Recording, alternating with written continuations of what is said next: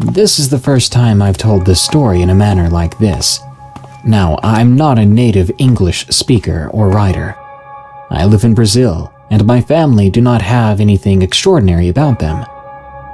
My dad's an engineer and my mother is a psychologist.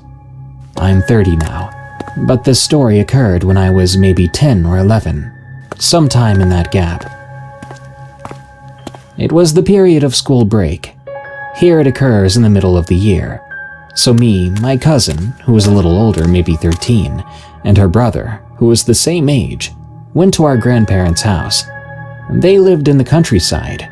They live in a state called Minas Gerais. We went to stay for about 7 days. The first 6 days were perfect. Not too cold, not too hot, the relaxing sound of animals, the fresh smell of coffee every day, that delicious farm food that my grandma did so well, a true paradise for a child. And then the night of the 6th day. I'll never forget that. The sounds, the sensations. For some reason, that day I was having trouble sleeping. My cousins were already fast asleep. I decided to walk to the kitchen to get a cup of water or something to drink. With luck, we would have some Coca-Cola in there.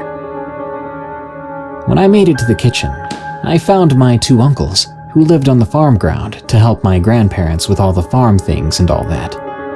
They were talking about something. When they saw me, they smiled and continued their conversation.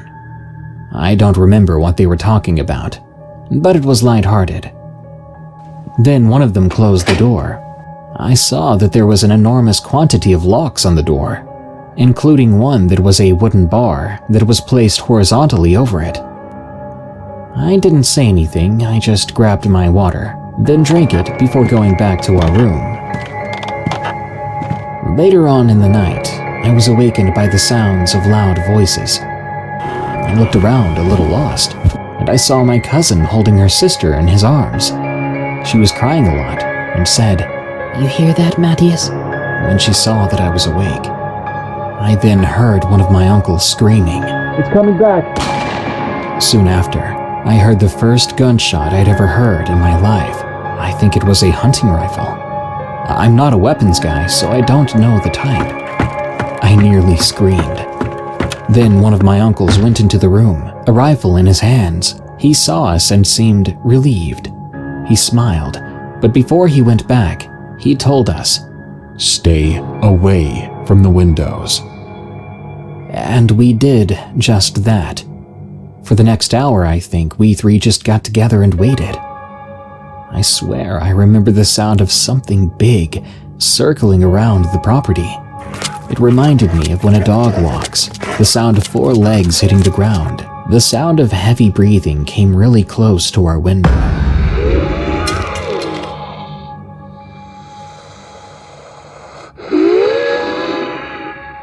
Then there was a bang. My cousin screamed, and my uncle came into the room and led us to the kitchen. He never lost sight of that window, training the gun there. Then there was nothing. Just dead silence. We slept in the kitchen, and one of my uncles stayed awake all night with us. In the morning, all seemed like a bad dream. But then I went out because I loved the smell of grass in the morning, and I saw these huge claw marks on the outside of the door. They looked 6 centimeters wide, enormous, and these huge dog-like footprints were around the house too. I asked the uncle that took us out of our room, and he said to me, like it was normal, "Well, this is our life here."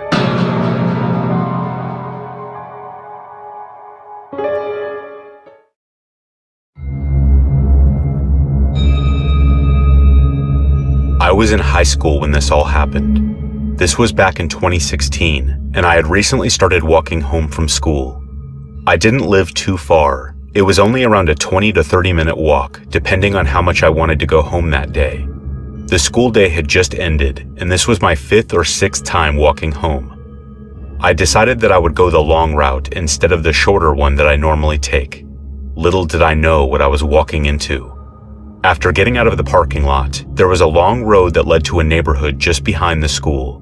On one side of the road, there was the baseball field, and on the other was a small factory-looking place. Usually I would follow this road down into the neighborhood and cut through there until I reached the main road, where I'd be roughly 15 minutes away from home. So I climbed up the side of the hill between the back road and the factory place and began my walkthrough. There were multiple buildings on each side of the path I was walking on. I had headphones on because it's what I usually did when I walked home. Only this time, since the only cars that would pose a threat, if any, would come from where I can see them. So instead of having one side in, I had both sides in, blaring loud enough to drown out any noise surrounding me. It was a joyful walk for the most part. I kept swapping between staring at the sky and the trees behind some of the smaller-sized buildings. It was the middle of spring, and I live in Michigan, so I appreciate the small breeze and greenery when it finally rolls around. I had walked past one of the buildings, but it seemed off compared to the rest of them. This one had no windows, and the outside of it was worn down, like someone had been chipping away at it for a while with a chisel. I brushed it off like it was nothing, and continued on walking. However, during the time that it took for the song I was currently listening to swap to the next, I heard an extremely loud scream. I took my headphones off and let them rest around my neck. I stood confused for a few seconds, wondering if I was imagining things, or if it was part of the song. After those few seconds, another scream filled my ears, only much louder than the one before. Now, if you ever hear something like this when you're walking somewhere, I advise you to stop what you're doing, find out where you're at, and call 911 to report it. I decided to check it out and see if everything was okay. The screams sounded almost staged, but I couldn't be sure without checking it out for myself. I walked up to the building so I could look through the holes in the door. It looked old and had a fair bit of rust around it, so it was an average peephole, but more of a rusted away you need to replace this door kind of hole. I looked inside, and what I saw made my stomach turn, faster than I ever thought it could. Inside was a man. He was wearing all black and a mask that you probably could buy at a party store, if I had to guess.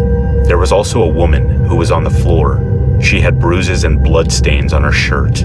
The man was holding a hammer that had blood covering the tip of it. I cannot go into detail of what I saw next, but it was the most disturbing thing I have ever seen. I had the sudden urge to throw up.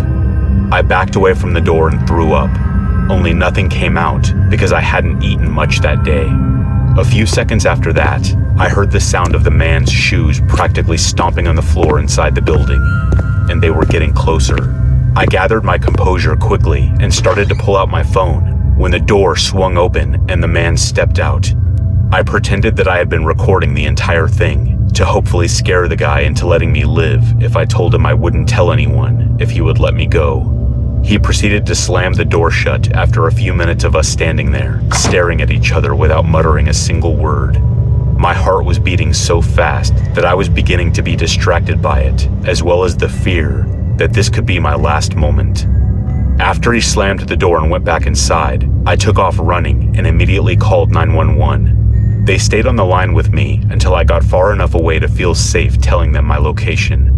A couple cop cars showed up roughly 6 to 7 minutes later, and I pointed them to the building. There were 4 of them. When they came back, nobody else was with them. The man had taken off during the short amount of time he had and must have taken the woman with him. They found some hair and blood on the floor, but other than that, it was as if the two were never there to begin with. The police never found the guy, and I never saw any reports or articles about a missing woman or a woman that was killed. After that day, I never walked home again.